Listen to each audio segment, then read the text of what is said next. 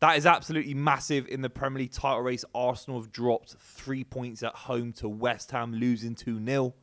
You cannot be doing that. It's a really, really poor result. You can't be losing to West Ham at home. I'm sorry.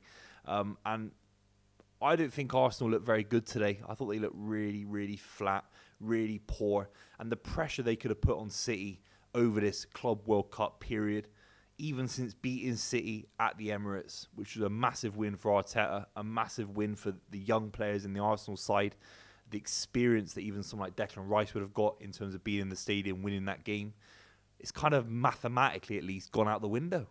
Because obviously if City win games in hand, they'll go above Arsenal with goal difference.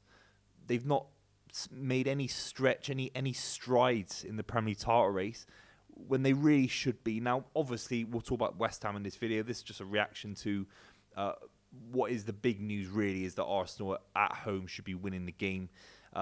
West Ham were absolutely superb. We'll just start off with Arsenal, because Arsenal had their chances. Gabby Jesus had a big header after being 1-0 down. But in reality, Arsenal didn't create nearly enough against West Ham. One-dimensional. Did that look like a side that can win the Premier League? Really? There's a couple of players that are, decent. Saliba, absolutely fantastic. But there's a few that kind of stink the gaff out for me. Zinchenko is one of them. He was asked to play in a midfield role a little bit more than I've seen him this season. And the amount of times he loses the ball was really, really poor. Trossard today didn't do much. Jesus didn't do much. And I have to be real. If you hold someone like Bukayo Saka to the highest standards of modern footballers, which he clearly is, whether you like that or not, you can definitely say against West Ham that you would expect more if you're an Arsenal fan. I certainly would as a football fan. He doesn't do enough. He's one-dimensional. A couple of balls in, lovely, of course. He doesn't show players onto his right foot enough. He doesn't take players down the byline. He's always trying to come inside. He narrows the game. He slows the game down, in my opinion. And Arsenal don't have a natural overlapping fullback. They've got Ben White as a centre-back playing right back. That works defensively. That works positionally. He's superb at what he does in terms of creating and minimising opportunities for the opposition against you, because he's a good defender and he's physical. But Arsenal are so one-dimensional. When you just have a low block against Arsenal, they have no idea how to cut through you. I did a video talking about Odegaard a few weeks ago as well, and Odegaard's one-dimensional for me as well. People will say that he's controlling the game. I don't think he was really controlling the game. The amount of passes through the lines, there's a couple of times where he actually tries to pass through the line and it gets intercepted. He isn't doing enough. Saka isn't doing enough. And you can't win the Premier League title when your main striker is Gabby Jesus, with all due respect. I think he can complement other great players like the Agueros of the world, the Sterlings of the world. When it's by him, the pressure was on him to score that goal, that header that came over. He had to score it and he didn't. And he is a 1-in-3 striker. You can't win the Premier League with his kind of goal return this season. You can't really win the Premier League with Saka and Martinelli's goal return. Martinelli's another one as well. I'd definitely say he rushes at things, snatches at things way too often for my liking. West Ham, absolutely superb. That is how a modern side, I think, should play. Obviously, not everyone can be Guardiola. Not everyone can be Real Madrid, Ancelotti, Jude Bellingham.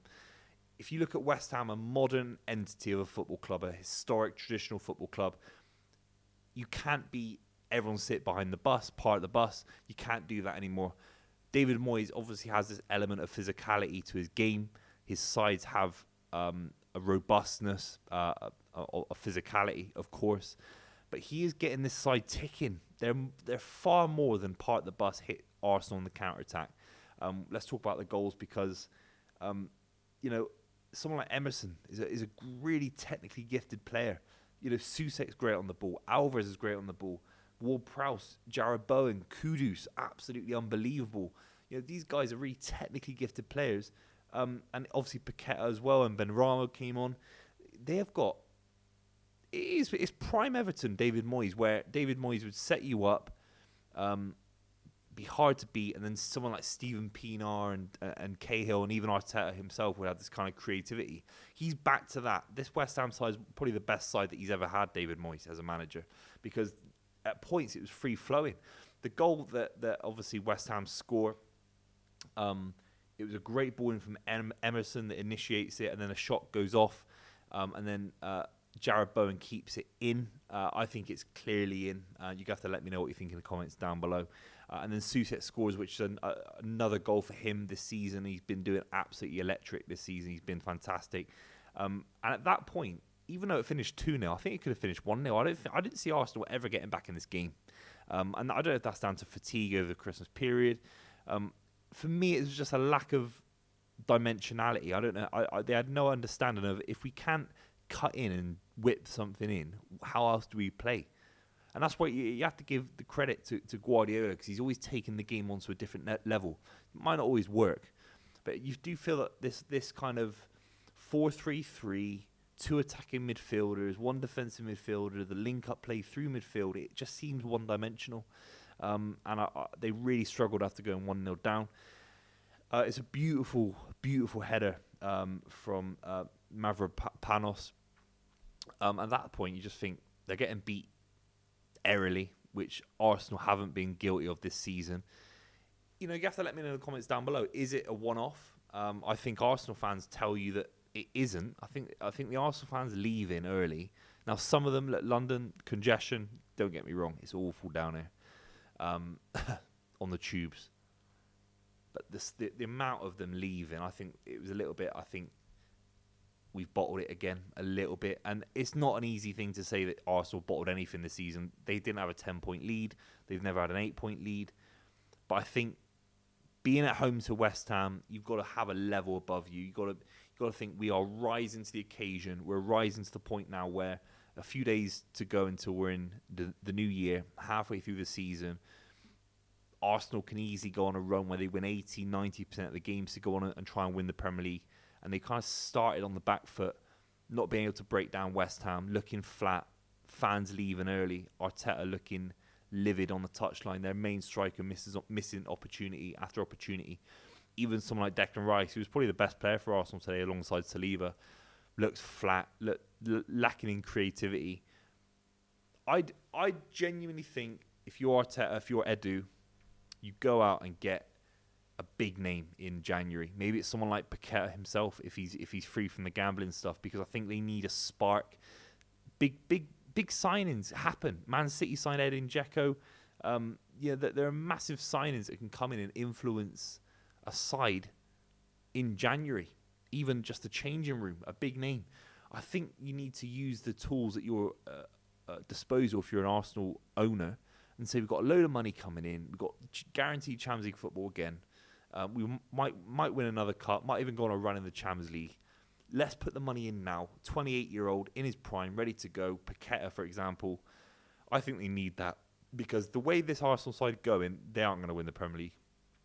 No way. And obviously things can change. They're a young side. They can keep learning. But the likes of Trossard is not that young. You know, Declan Rice isn't that young. That like a side devoid of creativity. And Odegaard is at the behest of that, and so is Saka. You need more from these players. You really need more. Do they even have more? That's a debate for a different video. Can they rise to the De Bruyne level? Can they rise to what Sterling's achieved in the game in terms of being a winger like Bukayo Saka, similarly, or Riyad Mahrez, for example? Are they those players? Let me know what you think in the comments down below. Obviously, make sure you subscribe if you've watched this far. Thanks very much.